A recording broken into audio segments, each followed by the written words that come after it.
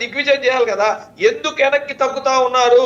అతను parliament committee meeting లో అతని ప్యాలెస్ లో పెడతా ఉంటే ఎగ్గొడతా ఉన్నారు. అంటే మీకు భయపడుతున్నారా, మీరు భయపెడుతున్నారా?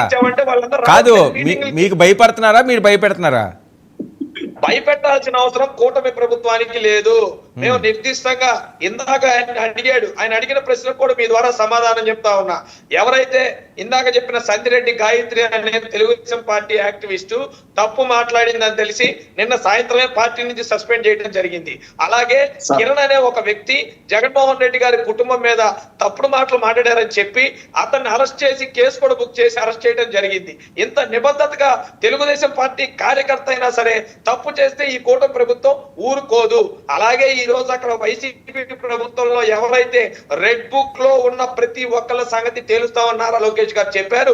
ఎవరైతే తప్పుడు ఆరోపణలు చేస్తూ రాజ్యాంగానికి విరుద్ధంగా పనిచేస్తున్న వ్యక్తులు ఎవరున్నారో ఖచ్చితంగా వాళ్ళందరి సంగతి తేలుస్తామని మరోసారి కూడా నేను క్లారిటీ ఇస్తున్నాను సార్. Okay, right. శేఖర్ మాట్లాడండి సార్. స్వతంత్రం వచ్చినప్పుడు అంబాసిడర్ కారు ఉన్నది సార్ రాజశేఖర రెడ్డి గారి ఇంట్లో. ఈయన కడప జిల్లానే. ఎవరు? వివేక్ బాబు గారు. ఇప్పుడు విశాఖపట్నంలో ఉంటున్నాడు అనుకోండి, కడప జిల్లానే.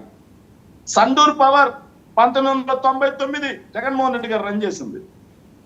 అప్పుడు రాజశేఖర రెడ్డి గారు సీఎం కాదు.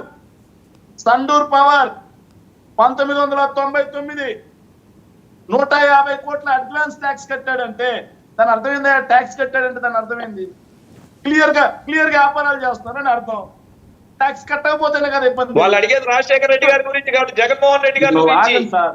రాజశేఖర రెడ్డి గారి గురించి చెప్తున్నారు.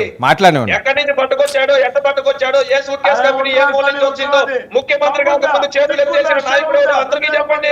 అన్ని మాట్లాడుకుంటున్నారు. ప్యాలెస్ లో జైలు నెంబర్లు చెప్పడం కాదు, అన్ని మాట్లాడాల్సిన అవసరం ఉంటుంది. జాగ్రత్తగా మాట్లాడండి. ఒక కేసు నిరూపించు తమ్ముంటే, మగాడైతే ఒక కేసు నిరూపించి జగన్మోహన్ రెడ్డి గారు అటాచ్మెంట్ లో ఉన్న ఆస్తులు ఎవరు? యావత్ దేశం తెలుసు. అటాచ్మెంట్ లో లక్షల కోట్ల రూపాయల ఆస్తులు ఏవైతే రీసెంట్ గా కూడా ఒక సిమెంట్ కంపెనీకి సంబంధించిన ఆస్తులు ఎవరైతే అటాచ్ చేశారనేది యావత్ దేశం తెలుసు.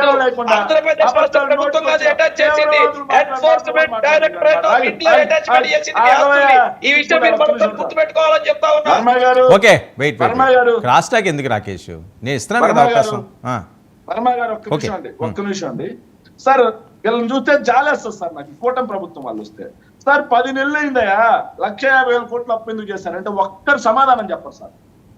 ఒక్కరు కూడా సమాధానం చెప్పరు. ఎందుకు చేశారు ఇస్తాను వివేక్ సార్. ఇంకో విషయం సార్ మహిళల మీద దాడులు అంటే సమాధానం చెప్పరు. మీరు ఇచ్చిన హామీలు అంటే సమాధానం చెప్పరు. 10 నెలలు అయింది. మీరు ఒక్క కొత్త ఉద్యోగం ఇచ్చారా? ప్రభుత్వ రంగంలో ఒక్కటని ఇచ్చారా? అడిగితే దానికి సమాధానం చెప్పరు సార్. కానీ అక్కడ కూర్చొని జగన్మోహన్ రెడ్డి గారి మీద వైఎస్ఆర్ కాంగ్రెస్ పార్టీ మీద అవాకులు చవాకులు. ఓడిపోయారు చంపలు పగలు కొట్టారు సార్. నేను తెలుగుదేశం పార్టీని డైరెక్ట్ గా అడుగుతున్నాను సార్. 2004లో జనం చెప్పు తీసుకొని ఈ పక్క పెట్టమని కొట్టారు సార్. అప్పుడు మనకు సిగ్గు రాలేదు సార్. 2009లో అదే జనం ఎగిసి కాలుతో అన్నారు సార్. అప్పుడు సిగ్గు రాలేదు సార్. 2019లో చెప్పుకి మీ పార్టీ కలర్ అంటిమద్ది కొట్టారు సార్. 2 చెంపలు పెట్టమని. అప్పుడు సిగ్గు రాలేదు సార్. మిగతా పార్టీ వాళ్ళు ఓడిపోతే మాత్రమే వాళ్ళని కొట్టినట్టు, మీరు ఓడిపోతే మాత్రం ప్రజలు మిమ్మల్ని కొట్టినట్టు కాదు. ప్రజలు తప్పు చేసినట్టు సార్. వీళ్ళు ఓడిపోతే ప్రజలు తప్పు చేసినట్టు, పక్క పార్టీ వాళ్ళు ఓడిపోతే ప్రజలు కొట్టినట్టు. ఏం సార్ ఈ రాజకీయం? అన్న గారు మీరు చెప్పండి, ఏంటో రాజకీయం? మరి 2003లో 2009లో ప్రజలు వీళ్ళని ఓడిస్తే ప్రజలు తప్పు చేశారంట సార్. 2019లో ఓడిస్తే ప్రజలు తప్పు చేశారంట సార్. 2024లో మమ్మల్ని ఓడిస్తే ప్రజలు చెంపలు వాయి కొట్టారంట సార్. మరి మిమ్మల్ని చెంపలు మెట్టుతో కొట్టారు.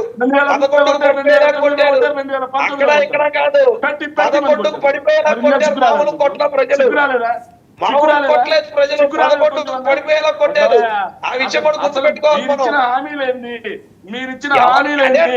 ఎందుకు ఎలా కొట్టారనేది తెలిసిందే, దాని గురించి కంగారే లేదు. అమరావతి సార్ ఒక్క నిమిషం సార్. మోహిని అని చెప్పి పురాణాల్లో ఒక స్టోరీ ఉంటుంది సార్. మోహిని అని చెప్పి ఒక క్యారెక్టర్ సార్. మోహినికి ఏదైతే రక్తదాహం ఎక్కువ సార్, విపరీతమైన రక్తదాహం ఉంటుంది సార్.